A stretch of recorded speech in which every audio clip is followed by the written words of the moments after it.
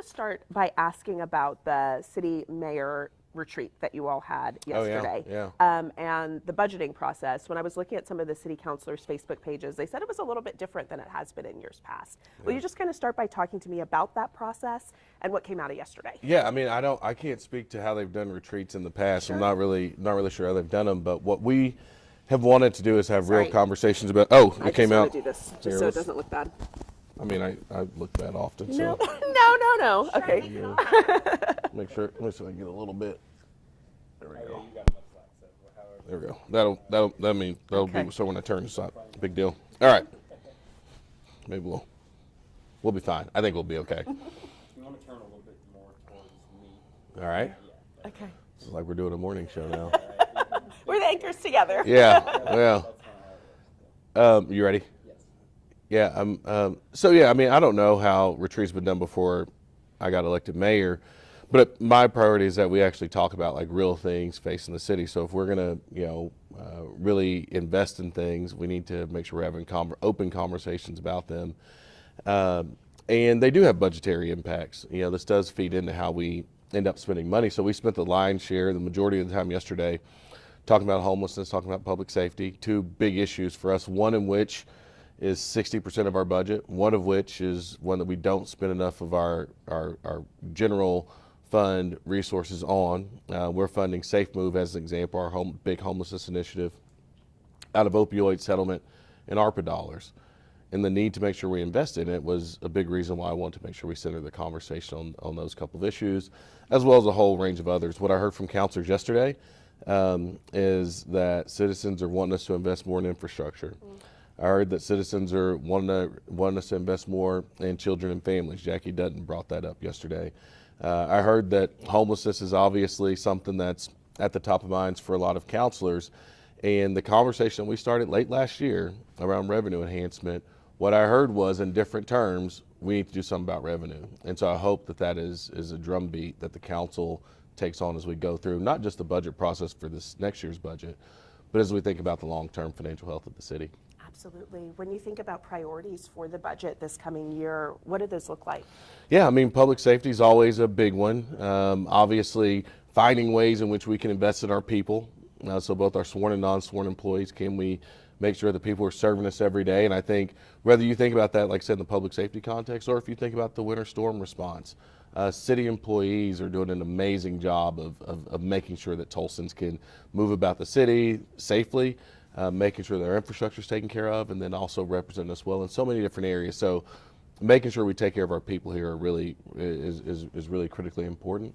Then obviously, like I said, the infrastructure issues are important. Finishing the capital projects that were promised before I got here, and we got a long way to go to get those things done.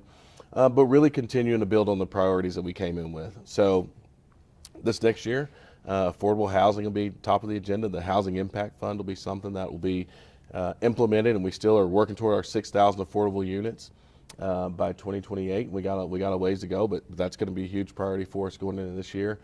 Continuing to lean into the work that we're doing with our tribal nations, making sure we're making investments in children, youth, economic development, all those things, right? Those are going to be priorities for us this budget year. Absolutely. You mentioned revenue. Yeah. That sales tax increase that you were hoping was actually going to be on the ballot here in a couple of weeks. Yeah. Are you pushing for that still this year? It's critical, right? And just to remind everybody, our sales tax rate is lower than any city our size, particularly given the constraints we have on revenue that we can use for operations in Oklahoma. But it also has really crippled our ability to do the things citizens are asking us to do. And so the 7/10 of a penny is still something that I think is reasonable. I think voters believe it to be very reasonable. And I think it's going to take a little bit of political courage. But again, if we're going to meet the needs that people are telling us about every day, the needs that counselors identified just yesterday at the retreat, we're going to have to do things a little bit differently. And I don't think we have to think about it in the context of like the old ways we think about tax increases and things like that. This is really about how we're going to invest in the long-term future of this community, us being accountable for every dollar we spend. I think we've demonstrated, even in this budget year, level of budget discipline. That I think has been critically important. The mid-year reports show we are where we are projected to have spent, I think, $6 million in fund balance. At this point, we've spent $2 million. So it's not where we want to be because we still are dipping into fund balance, but it's a lot better than where we thought we would be. So balancing budget discipline with a revenue enhancement, I think is a smart way to budget and make sure Tulsa's going to be really healthy for the long term. I know the city of Tulsa just last week had a massive winter storm. We had this beautiful Christmas, and then here we go for a whole week. I knew when it was 72 degrees on Christmas, we were going to be in trouble. We had talked about it for weeks. Yeah. I'm like, we're going to be punished for this. Yeah.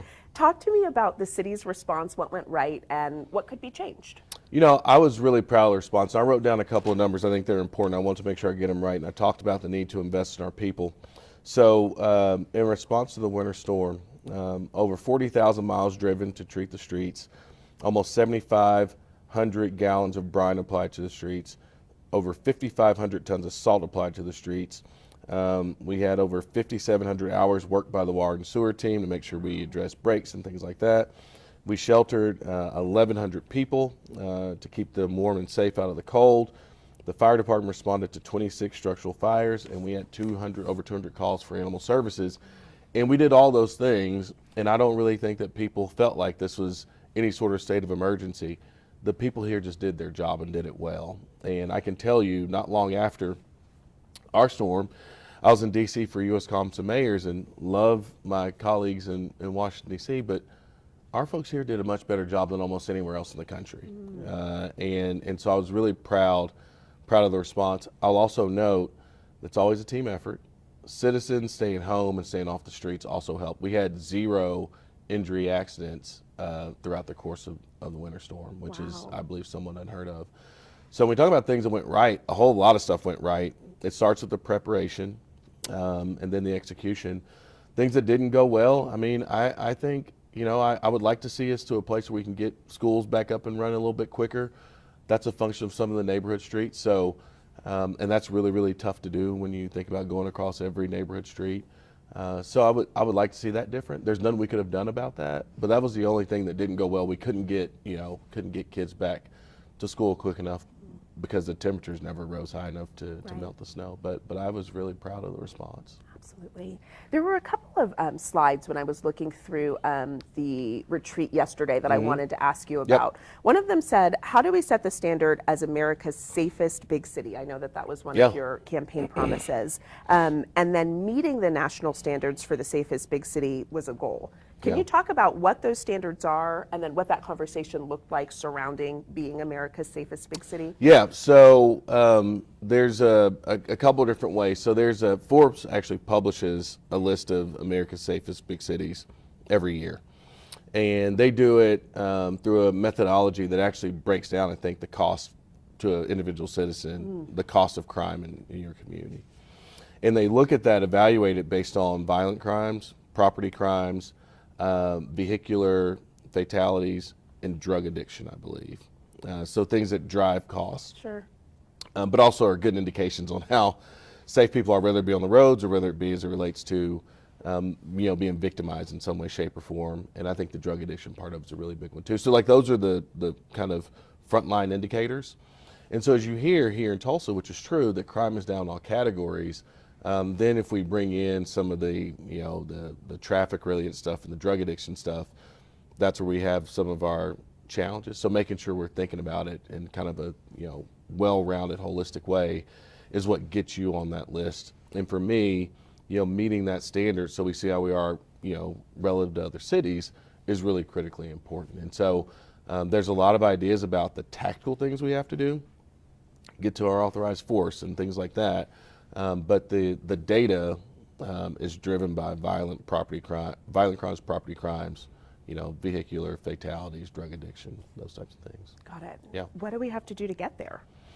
So, I think we're on a decent track on the violent crime side. We still need to work on driving it down. Some of the work that we're doing, not only with the police department, but, we announced the Community Violence Intervention Program, which is really starting to get kicked off now. So community-based solutions to crime are really important. How we invest in parts of the community that maybe we haven't invested in as much to revive the economy, the affordable housing work we're doing and getting rid of blight, all those things feed into it.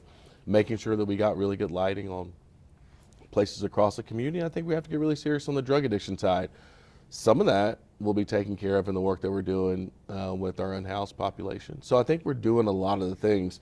The question is, are those things working really, really well? Are they driving our numbers down? And can we basically take those numbers going down and attach it directly to the things that we're doing? And that's the reason why we're working with so much data and evidence on, our practices actually leading to better outcomes for people. But I feel like we're on a good track, but it's going to take resources. And I think with the combination of the two, get us up to authorized force in the police department, long-term commitment to these community-based interventions, long-term commitment to addressing issues of addiction, long-term commitment to making sure that our infrastructure is safe for people to drive. You start to get there really, really quickly. Absolutely. And I think just finally, I know over the weekend you got a chance to participate in a community conversation as it revolved around the budget here. Yeah. Talk to me about why that was important for you and what role the community plays in having these conversations. Yeah, so the panel was on participatory budgeting, so where folks get some agency in how public resources are spent. And the really good thing about doing that is that, there was, I think, 3 examples of cities: Atlanta, Denver, and New York City. And in those cities, they've done kind of like smaller examples of it. $1 million, people are deciding how to allocate that $1 million toward, any number of projects. Sure. And there's some other examples where the pot may be a little bit bigger. The cool thing about it is the Neighborhood Conditions Index pilot that we launched is actually an example of this participatory budgeting process. So the neighborhoods that were selected to participate in the pilot, those neighborhoods worked with our planning team. They looked at all the things that are impacting, some of the negative trends in their neighborhood, and they were making decisions on where they want the city to invest resources to do it. So the good thing is we have some examples of it. I think making sure we can expand that in certain ways to give people some agency in how public resources are spent is important. And so I had a good time engaging the other day. There was a couple national experts that were there. But I think sometimes it's important to remind ourselves that we are doing some of these things. The question is, are we doing them to a degree that people feel it? And the fact that there's a lot of people in this community that don't realize that we're doing some of those things, I think, is an indication that maybe we need to be a little more outspoken about these examples of where the community is able to participate in these initiatives. Absolutely. Is there anything coming up in the city? Anything that you guys have working on over the next couple months? Oh, next couple of months, I hope so. No, I mean, I think the big thing that's slightly different is you're going to see an even more aggressive track on the work we're doing around homelessness. So last year, my first year in office, we housed, I think it was 24% more folks than we did the year before as a community. Sure. But Safe Move in principle really didn't get implemented where we were actually starting decommissioning encampments till October, November. And so what you're going to see is this rapid numbers of encampments we're beginning to decommission. And so I think 2026 is going to be a year where you're going to see that work ramp up quite a bit, and there'll be a lot of additional news out about that. Lots of work that we have going on in our office of health and well-being, children and families. So I think you're going to see a lot the first part of 2026 on the things that we started last year that are really starting to catch their stride this year. Absolutely. I know when I was at the chamber inauguration the other day, the fact that the city has kind of taken this homelessness mantle, and it seems like a number of different entities are deciding that this is an important issue for our city. I think that's interesting. Absolutely. You can't have all the nice things you want in a community unless you take care of the basics. And my belief is that it is our job to lead the way on things that are these persistent challenges. That makes them public policy issues, and this is what we're here for. That then opens up the corporate community to do visionary things that are going to be, that's how the city was built. These corporate titans were able to do visionary things, and us as a partner, it's not their job to solve homelessness. And I think we sometimes have said, oh, it's for nonprofits and the corporate, they're partners, but that's our problem. Working with us on these big visionary projects, I think, is where we can partner, but we got to take care of the basics. Our job is taking care of the basics, and I can appreciate the fact that we're not looking past the things that are hard. We're doing those, but we're also, also setting our eyes on the big things in the future. So I'm excited about it. Is there anything else you want to add? I got nothing. Okay, that was great. Thank All you right. so much Yes, for your ma'am. time today. I Absolutely. appreciate you.